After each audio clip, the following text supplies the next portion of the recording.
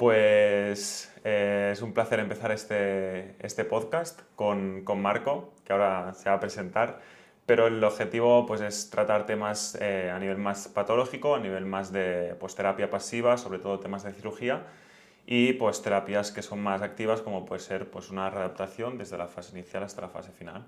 Y comentar pues, diferentes puntos de vista, desde la parte más médica hasta la parte más deportiva. Nos vamos a centrar en rodilla, él es especialista, y yo soy Roque, también pues, soy especialista en rodilla, y bueno, de esto vamos a hablar hoy. Encantado, Rock. Sí, yo soy Marco Bolognari, soy médico traumatólogo. Me ocupo de varias temáticas, especialmente lo que más trato y más me gusta es el tema de la patología de rodilla, tanto en deportistas como en personas que tengan una edad más avanzada y en cuadros degenerativos. ¿Sí?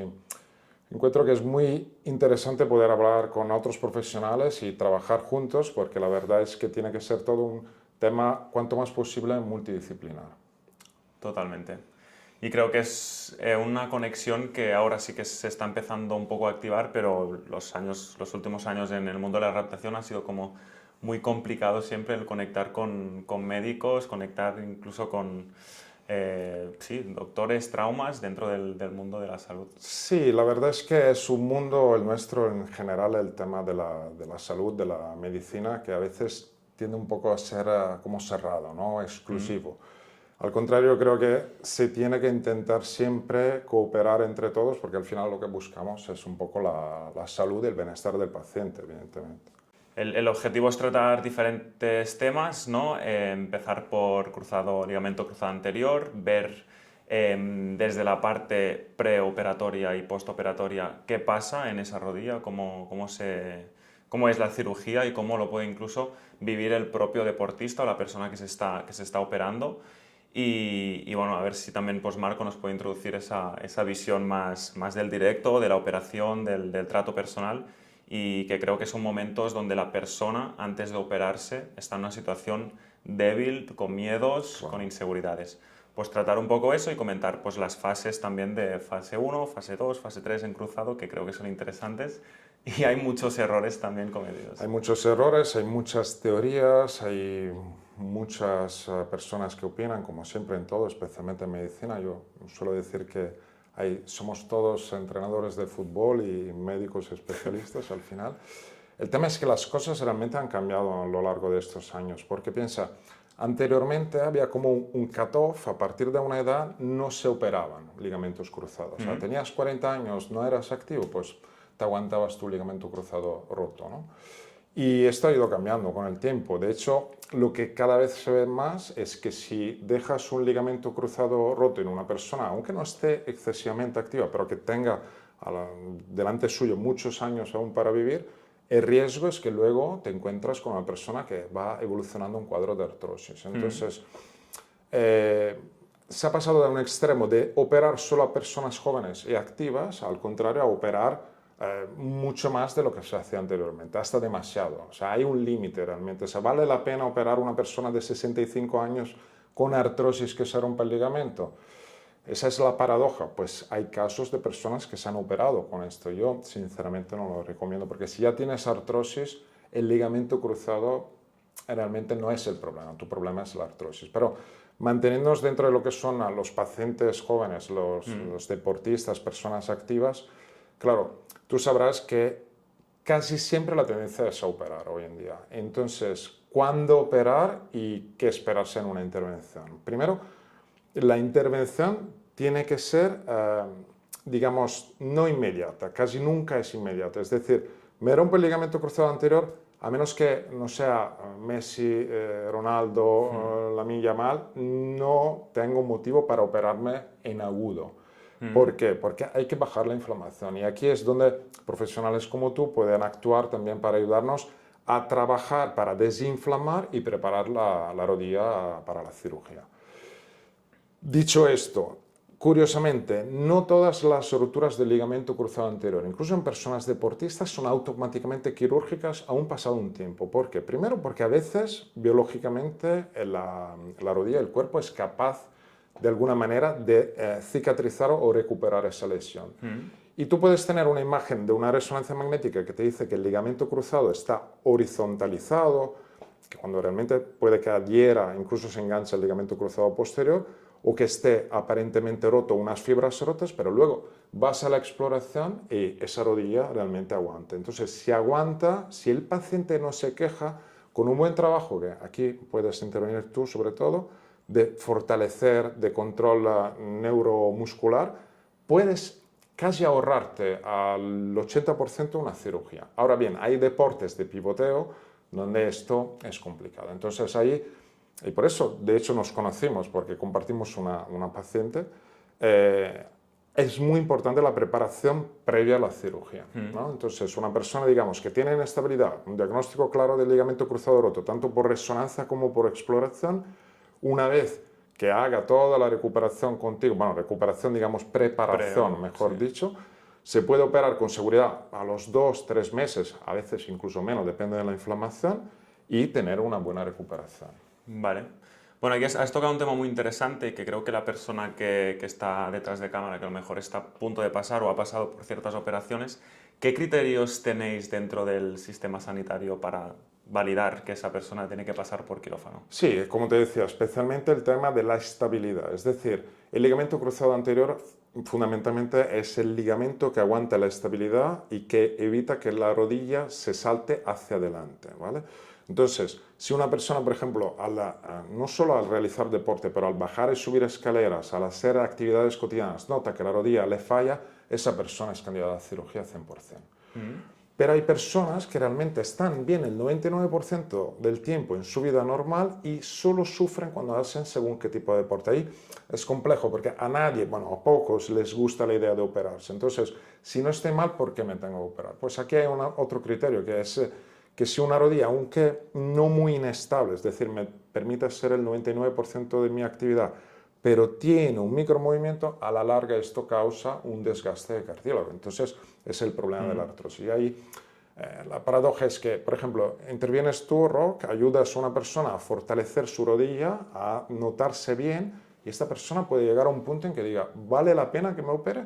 Porque ya no me molesta. Realmente el ligamento cruzado anterior no duele. O sea, duele cuando se rompe, y mucho, yo lo sé porque lo viví, pero no duele cuando está roto. Causa inestabilidad. Entonces, ahí es a veces hasta convencer o hablar con el paciente sobre lo que le espera en caso de no tener ligamento cruzado anterior toda su vida si no se opera. Entonces, hay personas, piensa, tú lo sabes, incluso a nivel deportivo alto, élite, que han decidido no operarse una rotura, a veces parcial, de un ligamento cruzado anterior, y pues estas personas han compensado con la fuerza muscular, que es también una opción. Pero te decía, en principio, ahora la tendencia es mucho más a operar que no a conservar, incluso en edades que antes no se tocaban, no entraban en el ámbito, digamos, de los pacientes candidatos a cirugía. Pues bueno, yo creo que es una de las lesiones, el ligamento cruzado anterior, que va a depender también de si al final dentro de la operación suturáis o no menisco, que esto pues va en función del deporte que practica la persona o del historial también que tenga.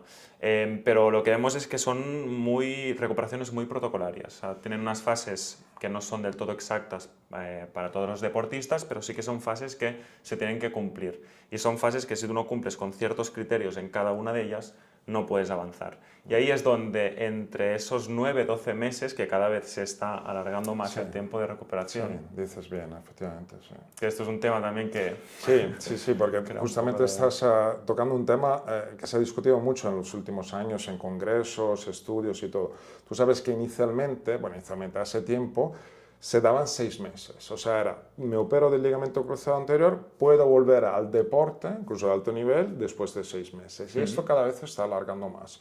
Ahora son 9 y, como dices tú, 12 meses. Pero realmente no es el tiempo que marca cuándo volver. Es realmente la capacidad tuya de poder cargar la rodilla con una carga que sea como mínimo parecida a la de la otra rodilla. ¿Vale? Correcto. Ahí es donde entra un concepto muy interesante de la readaptación, que son pues, los criterios que nosotros pues, los definimos, o un poco lo que intentamos filtrar es el riesgo que tiene esa rodilla en esa fase, función del riesgo, de la tolerancia a la carga, de lo que pueda impactar o tolerar, y su capacidad. Él, pues, hasta qué punto puede aplicar fuerza, puede someterse a un impacto resistido. Y esto lo vamos valorando en fases. ¿Qué pasa? Que nosotros tenemos que interpretar y saber que en fase 1, pues lo que vamos a buscar va a ser a lo mejor un trabajo más de extensión y de reducción de esa inflamación a un trabajo ya con mucha carga, con mucho peso, porque son lesiones que no nos presionan para ir rápidos. ¿Qué pasa? Que cuando la persona se encuentra bien, pues porque ha hecho a lo mejor un buen trabajo preoperatorio, está en mes 1, en las primeras 4 semanas y ya empieza a sentirse bien, ahí es donde uno de los primeros errores que es el empezar a cargar a una pierna, empezar a mover cargas que no toleran, que no están validadas por ningún criterio. Correcto. Y ahí es donde pues podemos, yo creo que al final, sabiendo que aún hay esa curación biológica del tejido que ha pasado por cirugía, pues es interesante saber eso, ¿no? Que necesitamos cumplir bien los tiempos y someter la rodilla poco a poco a una carga tolerable y que poco a poco se vaya adaptando. Tú piensas una cosa, Rock, anteriormente, incluso yo viví la experiencia como paciente de romperme el ligamento cruzado anterior y se ha intervenido. Anteriormente lo que se hacía era recuperación muscular y punto. Entonces te ponían a hacer máquinas, pero en cuanto a control neuromuscular, propriocepción, fallaba completamente, por lo que tú en la leg extension llegabas a tener una fuerza comparable a la otra y ya estabas listo, ¿vale? ¿Qué pasa? ¿Cuántas lesiones recidivantes, o sea, cuántas re-roturas ha habido debido a esto? Entonces, nosotros como criterio, tú lo sabes, utilizamos, digamos, una comparación con la rodilla sana, con la pierna sana, y súper importantes son la extensión completa, mucho más importante que la flexión, pero la flexión también idealmente tendría que llegar a un 80-85% o más, evidentemente, de la contralateral sana, y una fuerza que sea como mínimo el 80%. Pero aparte de eso hay toda una serie de pruebas antes de volver, yo pienso a futbolistas, jugadores de básquet, personas que hagan deportes esos que llamamos de pivoteo, tienen que tener una capacidad de propriocepción y de control y de activación neuromuscular que tiene que ser comparable y optimal. Entonces, claro, es ahí, profesionales como tú y, digamos, nos ayudáis mucho, porque es ahí donde realmente el médico muchas veces falla, incluso por falta de tiempo, ¿no? El médico, ¿de qué se ocupa? De mirar que el ligamento cruzado haya cicatrizado, digamos, se haya integrado bien, que el neoligamento, me refiero, que el paciente tenga musculatura, que no se haya infectado, que la herida esté bien, pues listo. No, no es así. O sea, hay todo un tema de control que tú puedes, o profesionales como tú, podéis hacer de forma efectiva para que con seguridad pueda volver, porque no hay nada peor que volver para un partido importante sin estar preparado y lesionarte otra vez. Totalmente. Sí, sobre todo ya para el deportista, que creo que el saber que estás avanzando con criterios, con una validación a través de un profesional que se ha formado en esas fases, pues le da una seguridad interesante.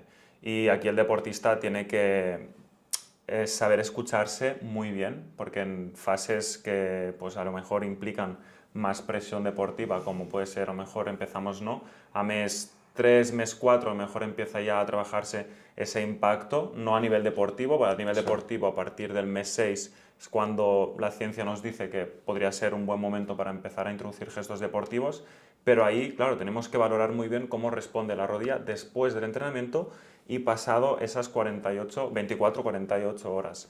Y aquí el deportista empieza, pues eso, invertir mucho tiempo en conocerse, interpretar sensaciones, ver si eso es dolor, ver si eso es sobrecarga, ver si es fatiga. Claro. Y le da un aprendizaje súper interesante que, bueno, a nosotros nos ayuda muchísimo para también, pues, fijar las fases. Piensa una cosa, te hago un ejemplo. ¿Sabes cuántos deportistas han vuelto a la actividad después de una reconstrucción de ligamentos con un poco de derrame aún?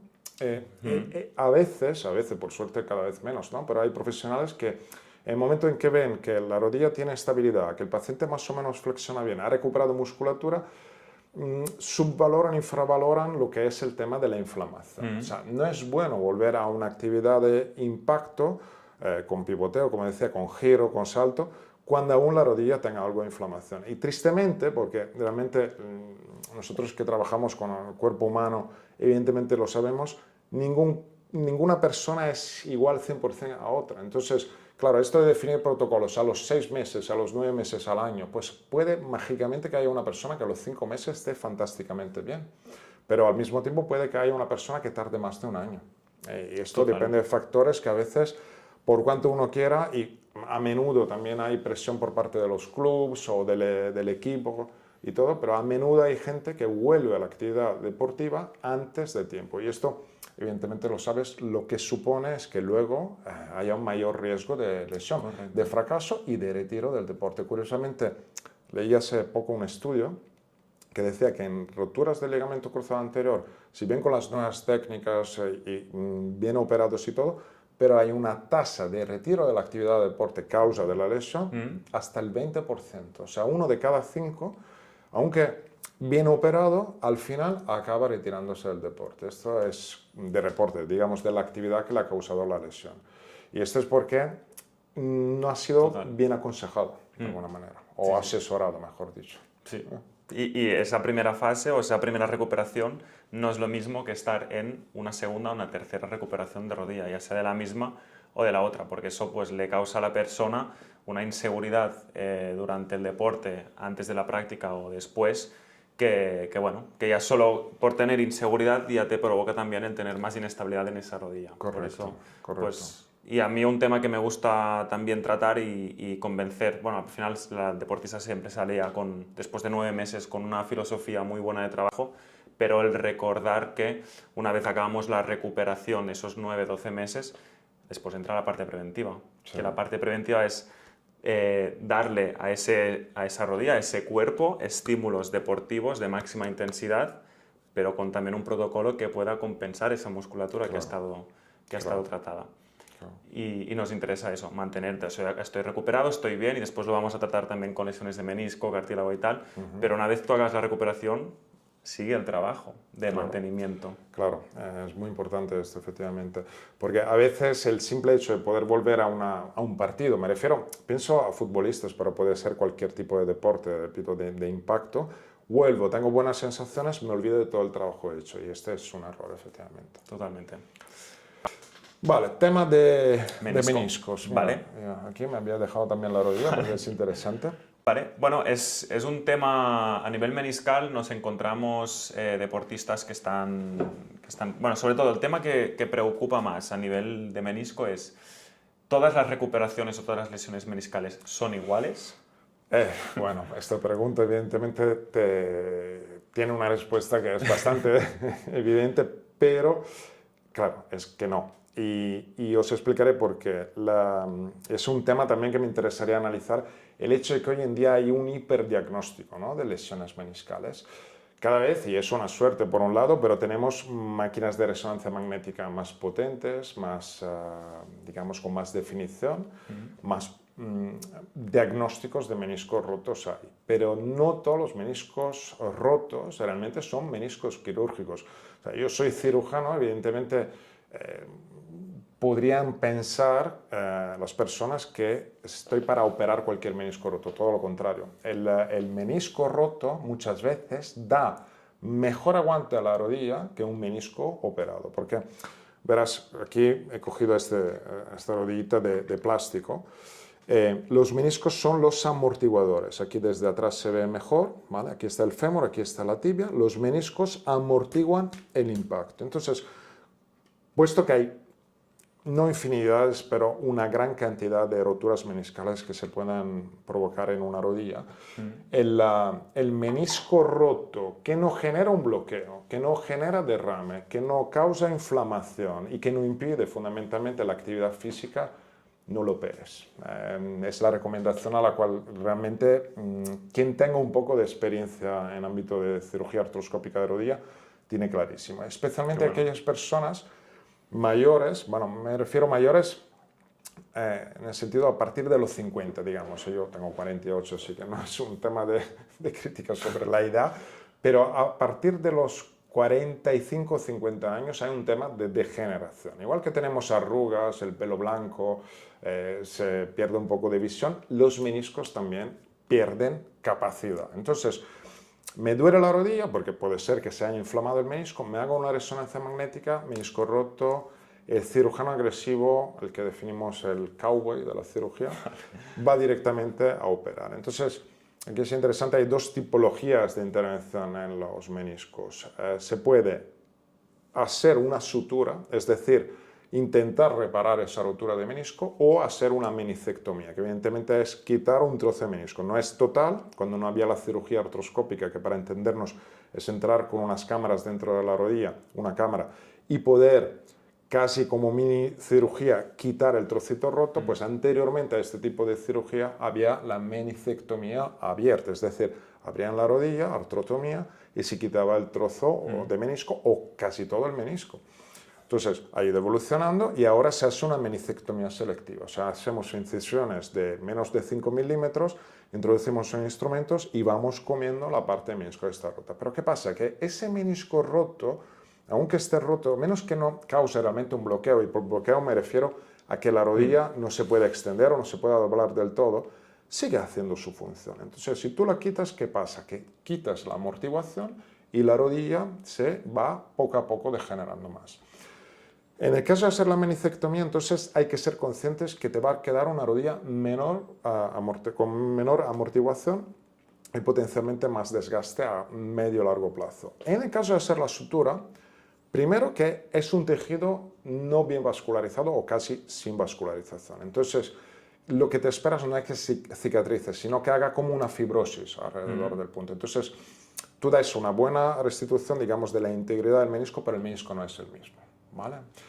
Y aparte que esta intervención supone una recuperación que es larga. Entonces, por ejemplo, tú, Roc, te rompes el menisco, que no pase, toca madera, que te rompes el menisco, vienes, yo lo primero que haría sería esperar a ver realmente cómo esto te afecta en el día a día, ver si te causa derrames, si te causa edema óseo, si te causa limitación a la movilidad, si a la larga te causa limitaciones en lo que es tu actividad deportiva.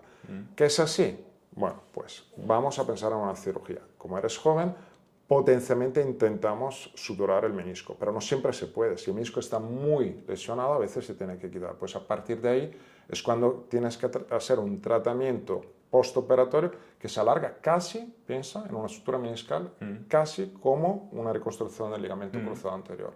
O sea, la vuelta completa a la actividad deportiva de impacto puede ser muy larga. Correcto.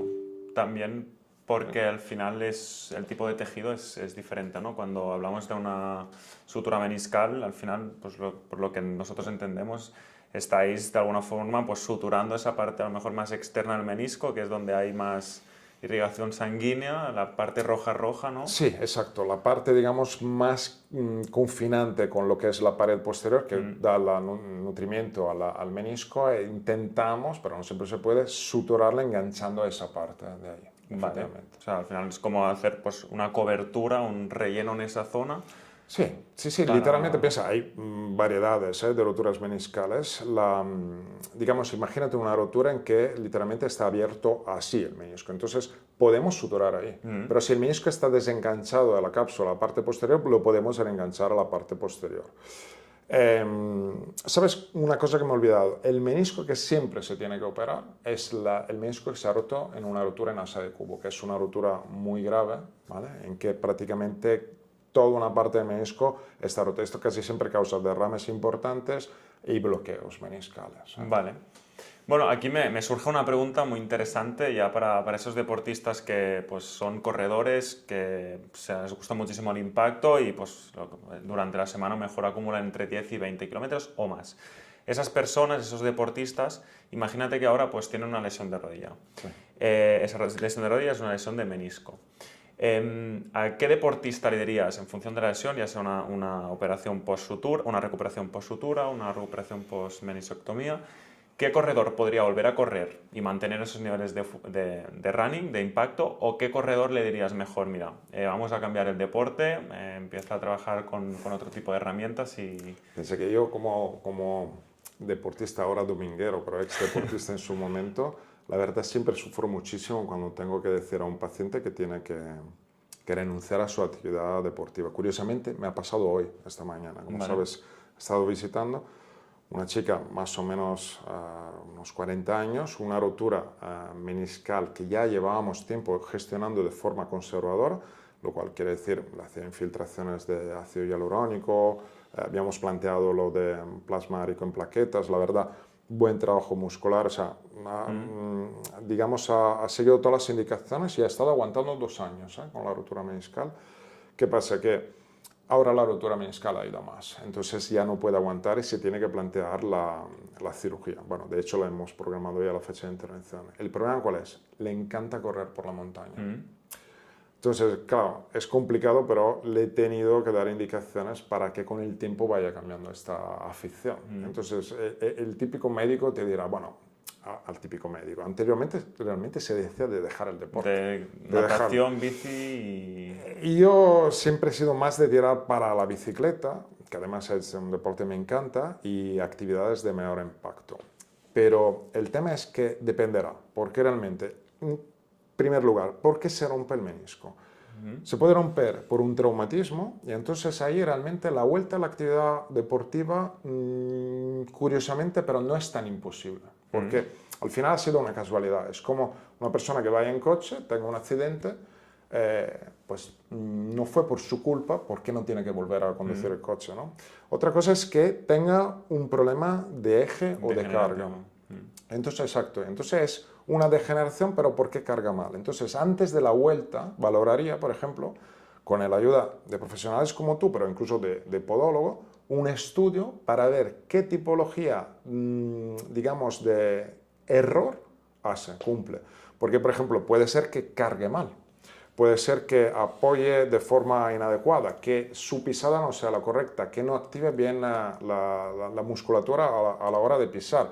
Y todas estas cosas vosotros las podéis corregir, entonces potencialmente hay cierto grado, digamos, de posibilidad de volver, incluso en personas un poquito más mayores y con roturas meniscales a las cuales hemos tenido que quitar un trozo de menisco.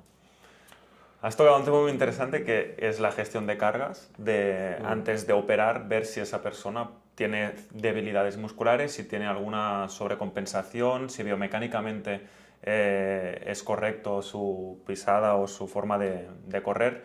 Y eso, pues ahí es donde entran esos profesionales dentro del tratamiento conservador, que es muy interesante. Y nosotros lo que hacemos siempre en estas fases, primero es gestionar la carga y reducir al máximo el impacto durante la semana y ver si quitando ese impacto la persona puede volver a la normalidad y por lo tanto pues, reduce dolor y mejora su funcionalidad.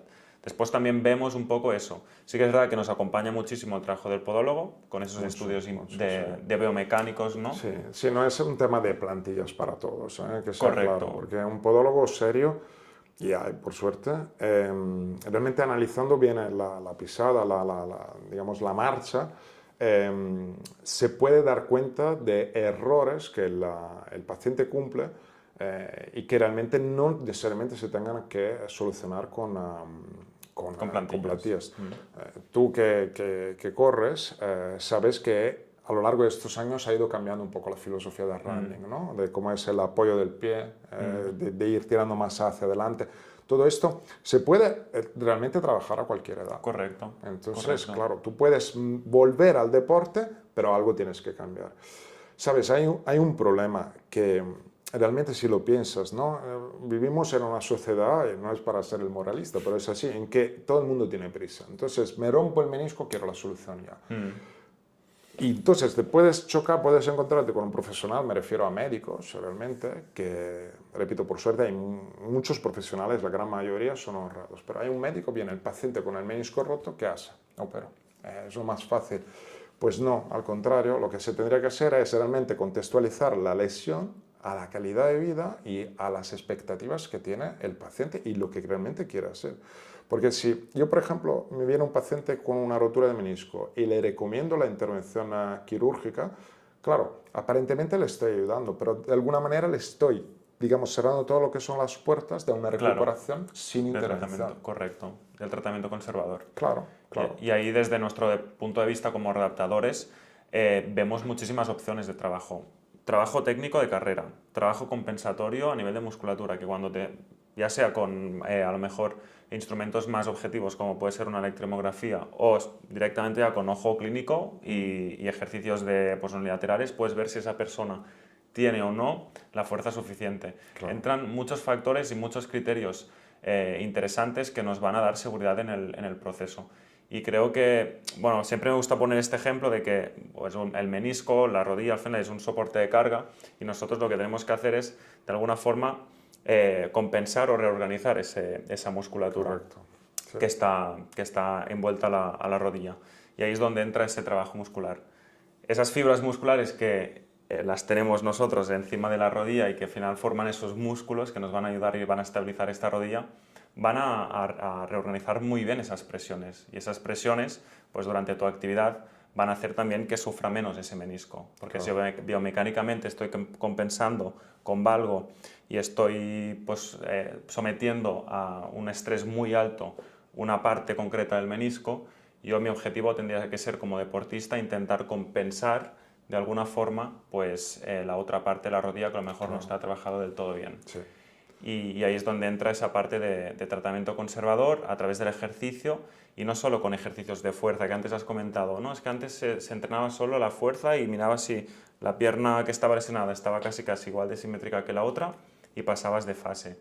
¿Qué vemos nosotros? Que tenemos diferentes tipos de fibras. Tenemos fibras tipo 1, tipos 2, que solo con eso ya trabajamos de diferentes formas, ya sea con impacto o sin impacto. Después, cada músculo tiene una función y esas funciones también se pueden introducir dentro del ejercicio. Puedes de alguna forma tensionar más, por ejemplo, el bíceps femoral o el isquiosural, la parte posterior, que te ayude a frenar más durante la carrera, o que el cuádriceps te ayude a absorber más y a extender mejor. Pues todo esto, si lo vamos trabajando bien, es donde podemos pues, reorganizar y de alguna forma mejorar ese soporte de carga y que esa rodilla pues, sufra menos. Sabes, Roque, realmente podríamos estar, y me encanta, la verdad, podríamos estar horas hablando de esto, porque una cosa que estaba pensando ahora es que, claro, estamos hablando de pacientes con lesiones, pero ¿y qué de los que no se quieren lesionar? Que somos todos al fin y al cabo, Vale. ¿no?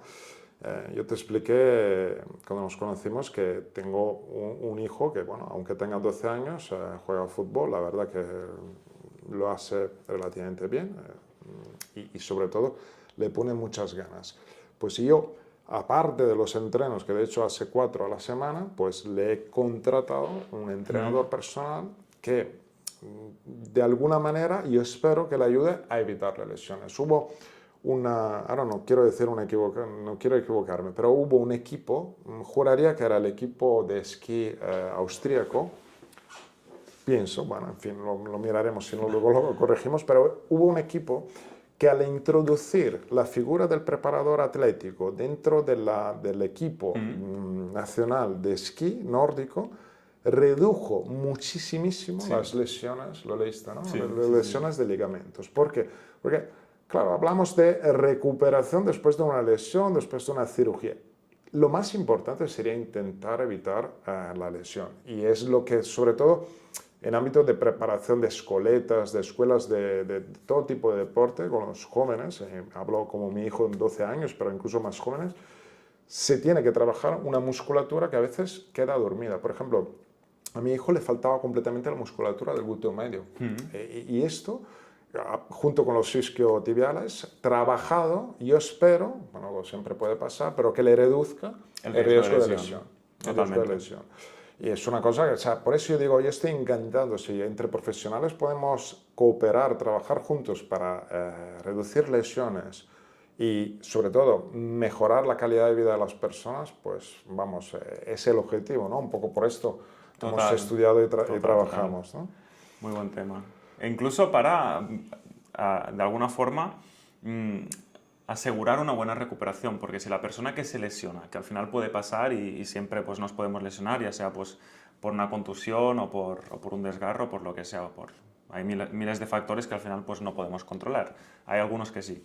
Esos que sí, si tú tienes buena musculatura y has ido trabajando durante el proceso de tu preparación física o tu mantenimiento, si algún día te lesiones, si algún día pues, tienes un esguince o tienes un esguince de ligamento cruzado anterior, rotura o desgaste de menisco, si tienes musculatura, facilitas ya muchísimo en el proceso de recuperación. Sí.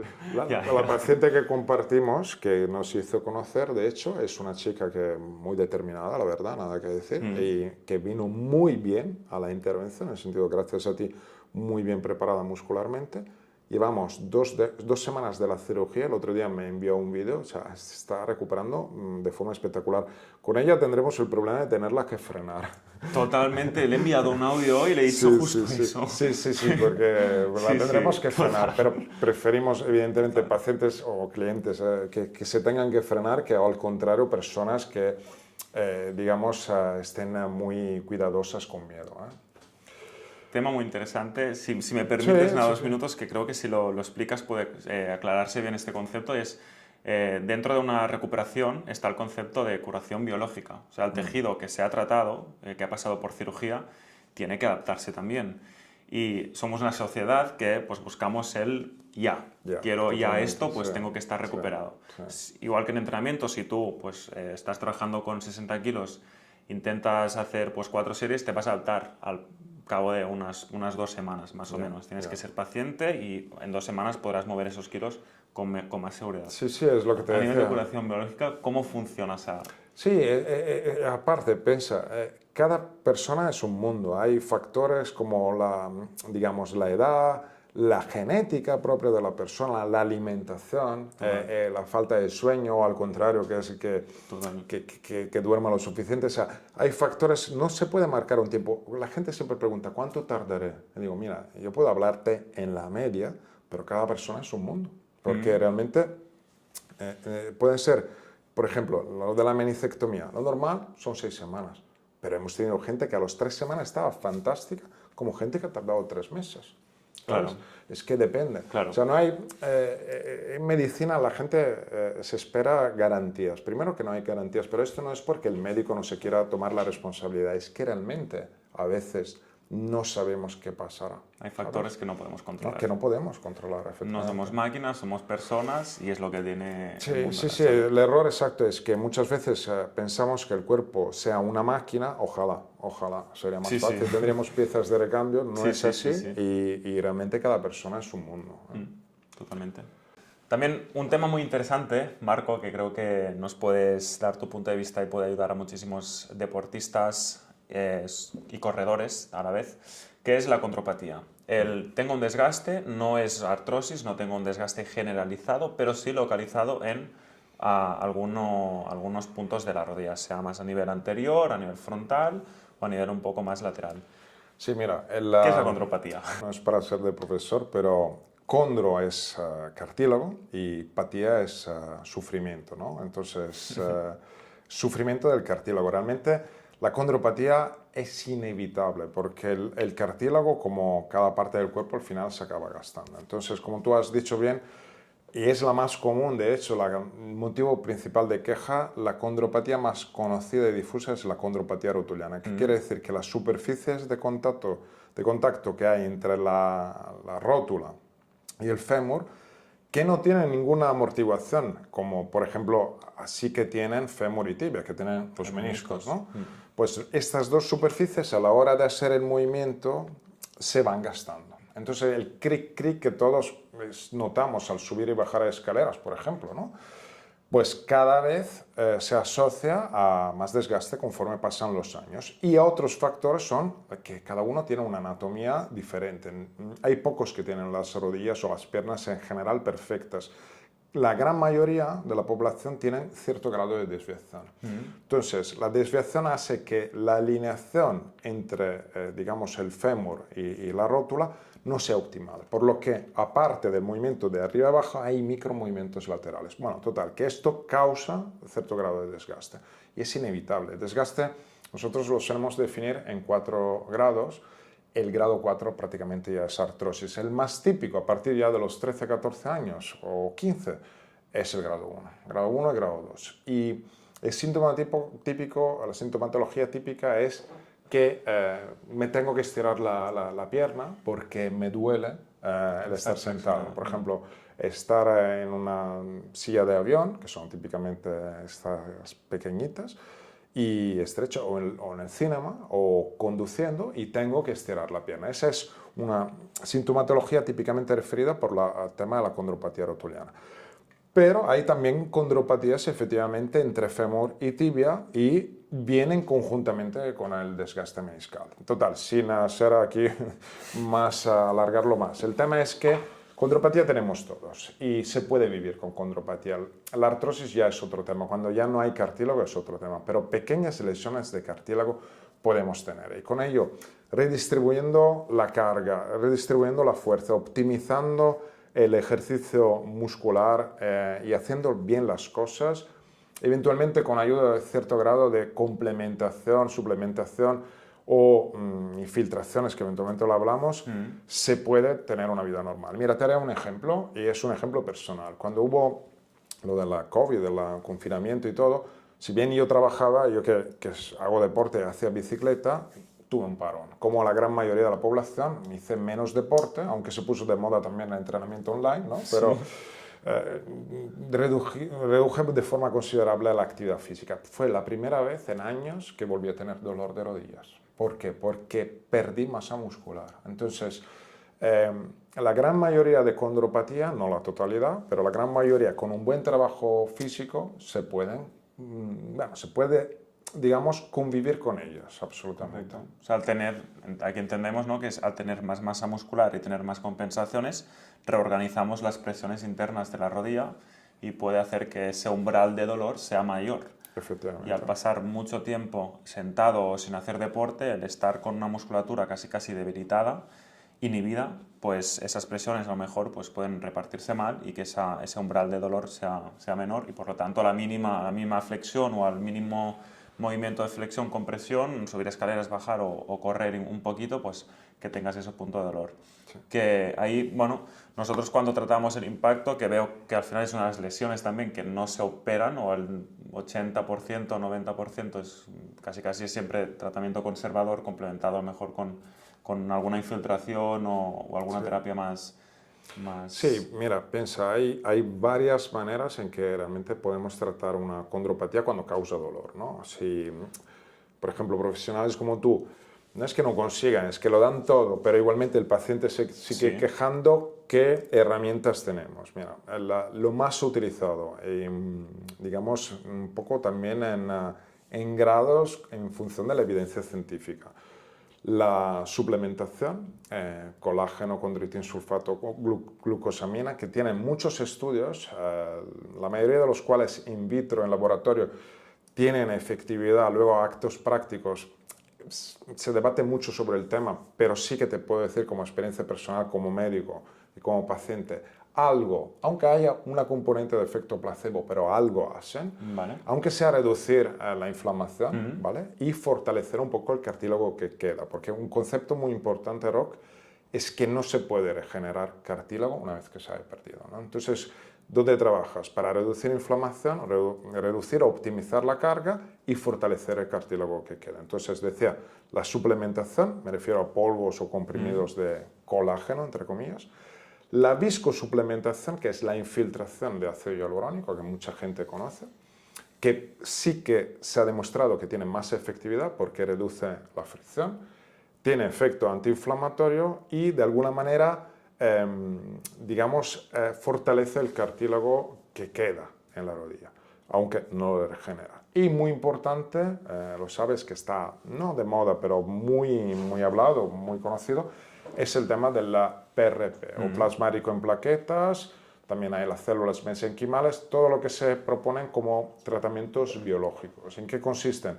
Bueno, plasmático en plaquetas es la extracción de sangre de un paciente, digamos, se procesa a través de una máquina que fundamentalmente es una centrifugadora y se extrae plasma con plaquetas. Las plaquetas son células que tienen una, digamos, capacidad de liberar, una vez activadas, los factores de crecimiento que lo que hace es modular la inflamación, reduciéndola, y sí que ahí ayudan a cicatrizar y de alguna manera estimular los condrocitos que están. Pero otra vez, el error es pensar que regeneran cartílago. El error o lo que se vende, también te digo.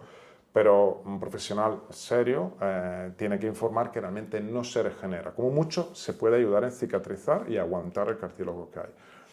Y el último grado es la cirugía. Otra vez más, tiene que ser lo último de lo último. Y es cuando realmente podemos, o con trasplantes de cartílago autólogo, como te acuerdas, te expliqué, bueno, hablamos la otra vez, en que realmente se coge un trozo de cartílago en una parte no utilizada de la rodilla, por ejemplo, la parte más arriba, donde realmente el cartílago no sirve, entre comillas, se hacen pequeños cilindros con hueso y cartílago y se implantan ahí donde falta el cartílago. Este es el trasplante autólogo, digamos, explicado de forma sencilla. O se hacen, que es muy efectivo, microfracturas, o sea, se hacen pequeños agujeros en el hueso, en el cartílago dañado, pero no para generar un nuevo cartílago hialino, sino para generar un fibrocartílago, que es como una cicatriz. Lo cual tiene menos fuerza desde el punto de vista biomecánico, pero que igualmente compensa y ayuda al paciente una vez que se haya recuperado. Y realmente esto es lo que tiene más, digamos, estudios y más efectividad demostrada a nivel quirúrgico. Luego se han introducido a lo largo de estos años toda una serie de productos que aparentemente funcionan también por estudios, que lo que hacen es que haciendo el mismo procedimiento de microfracturas o microagujeros, digamos, luego dan como son geles típicamente o pastas que cubren, como si fuera una masilla que adhiere ahí donde hay la lesión y ayudan a formar un nuevo tejido símil cartílago. ¿Y cuándo hacerlo? Casi nunca, pero si hace falta, pues es una buena opción en aquellas personas que no mejoran de otra manera. Claro, que ya se ha probado pues diferentes terapias, ya sean más pasivas o más activas, pero seguimos sin mejorar. Por eso también el concepto de gestión de carga aquí entra muy bien, de si nosotros tenemos un cartílago que está dañado, que de por sí ya tiene una hipersensibilidad mayor a otras zonas o a la otra rodilla, pues es muy interesante el que nosotros durante la semana tengamos bien organizado el impacto que podemos hacer, cuáles son nuestros límites, qué musculatura tenemos que trabajar también para que ese cartílago no sufra tanto y se pueda de alguna forma ir organizando a nivel biológico, ¿no? Porque al final tenemos esa desorganización biológica en la rodilla, y después complementando muy bien que nosotros somos muy partidarios de aquí creo que sí que es una lesión donde pueden entrar más profesionales con el objetivo de ayudar a que esa rodilla pues no sufra tanto. Correcto, sí. Y a veces un poco sale la pregunta si nos queda tiempo, que es interesante vale, si el cartílago no tiene nervios, ¿por qué sientes dolor? Uy, muy buena pregunta. Realmente lo que sufre es casi siempre el hueso subcondral. Correcto. Es el tejido que está debajo del cartílago. O sea, el cartílago es como un escudo. En el momento en que falla, se inflama y duele el hueso, que es lo que luego puede dar lugar, de cierta manera no es la única causa, pero a lo que es el famoso edema óseo, ¿no? Entonces el edema óseo duele, es como un golpe morado dentro del propio hueso y viene por un fallo mecánico debido o a lesiones de menisco o, como en este caso decíamos, la lesión de cartílago. Correcto. Y al final, igual que si tú tienes una herida, tienes que pasar por ciertas fases, igual que con esa herida subcondral, del hueso subcondral, pues tienes que respetar los tiempos, no dejar de hacer nada, porque se ha visto también en ciencia que si estás 2 o 3 semanas parado o 4 sin hacer nada, tampoco va a ayudar a la cicatrización de esa zona, pero sí que el complementar, ya sea que están saliendo estudios coadyuvantes con magnetoterapia y ejercicio físico y fisioterapia que pueden ir muy bien para aumentar o acelerar un poco la cicatrización de esa zona o la reabsorción. Y bueno, que son temas que con edemas lo que vemos es la carga, el impacto, intentar reducirlo al máximo, y ahí sí que hacer una buena progresión con criterios de poco a poco hasta qué punto tu rodilla puede absorber. No trabajar con dolor, muy importante también, porque si al final acabas la sesión y tienes inflamación en esa zona, pues lo suyo sería intentar buscar otro tipo de metodología o de estructura de entrenamiento y de adaptación. Que ahí es un poco pues, uno de los criterios, creo, básicos, ¿no? Claro. Con esos y demás. Sí. Has mencionado la magnetoterapia. Realmente siempre se ha utilizado, pero está muy de moda. Ahora hay aparatos que están al alcance de todos. Es una herramienta, digamos, de autofisioterapia que realmente, si bien utilizada, ayuda. Hemos hablado de la suplementación. Una cosa que es súper importante, Rocky, tú lo sabes, es el tema de la alimentación también. Porque hay mucha gente que realmente, entre comillas, come mal, ¿no? Entonces, hay comida que realmente no existe la comida perfecta que te evita la lesión o que te permite recuperarte antes, 100%. pero sí que hay comida, o sobre todo ultraprocesados, azúcares y en cierta medida también la carne roja en exageración, pero que causan un estado inflamatorio aumentado. Totalmente. Pero sí que el buscar el equilibrio de Sí, pues, sí, el comer... buscar el equilibrio de la alimentación. Mira, el cuerpo sano, ¿no? Porque se habla mucho de longevidad y todo, realmente, ¿qué necesita fundamentalmente? Aparte de la reducción del estrés, porque el tema del cortisol y todo, Sí, sí. sueño, o sea, la recuperación se basa en el sueño. Piensa, un entreno bien hecho que luego no descanses no tiene la misma efectividad. Y alimentación, tanto por cantidad de proteínas, porque realmente cada vez se demuestra más, igual que la creatina como suplementación, que también podríamos mencionar y todo, pero es reducción de estrés, aumento del sueño, hidratación y alimentación adecuada. Y luego el tema, evidentemente, en una recuperación, en una lesión, el control del peso. Tuyo y el que cargas. Exacto. Sí, sí, o sea, el Sí, que tú tienes durante las 24 horas y el peso Claro. que mueves en ejercicios, Claro, que es la carga total. Y que es un tema también que a nivel antropométrico es una de las primeras pruebas que hacemos en cómo vas de masa muscular, pero cómo vas de grasa corporal. exacto. Esa rodilla al final va a aumentar o va a tener que tolerar más peso en situaciones que a lo mejor no son las Sí, más óptimas. mira, yo a mis pacientes, a todo el mundo, recomiendo, aunque no es fiable al 100%, depende de la marca, pero recomiendo siempre básculas de impedenciometría, estas que sí. miden un porcentaje por lo menos de grasa, porque el adelgazar en sí no sirve. Total. Es reducir la componente de grasa, que además es inflamatoria también, y aumentar la masa muscular. Entonces, una persona que deje de comer y pierde 5 kilos estará peor en todo sentido que una persona que se mantiene en el peso pero reduce un 10% su masa grasa, ¿no? Todo ayuda, es multifactorial, un proceso de recuperación, pero creo que hemos tocado bastantes temas que, como podéis ver, son temas que si no los controlas o los gestionas con un profesional es muy complicado llegar a tener un equilibrio en nutrición, hábitos del sueño, la parte más preoperatoria y postoperatoria, gestión de cargas, deportes. Es un tema interesante y muy denso, pero bueno, aquí sería un poco... No, la verdad que estoy encantado de haber podido hablar contigo. Yo pasaría horas. Nos la digamos verdad, que una hora y ha Una, pasado como una hora y 3 sí, minutos sí. hablando y podríamos estar más. La verdad es que mi deseo es que esto sirva a quien nos está viendo, más que nada a darse cuenta que hay profesionales que os pueden ayudar en vuestras lesiones, que realmente no son opiniones, son hechos, se basan en la experiencia, en los estudios nuestros y de los que vinieron antes que nosotros. Y la verdad es que es importante tener opiniones profesionales, tener profesionales que nos sepan guiar y realmente tener un trabajo multidisciplinar. Es decir, tengo mi médico, pero tengo también un podólogo, un nutricionista, un entrenador personal. Claro, evidentemente no 50 profesionales, pero dejarse aconsejar por personas que realmente sepan, porque hoy en día, tú lo sabes, el problema es que todo el mundo opina, está la inteligencia artificial, hay reel de 30 segundos que te lo explican todo.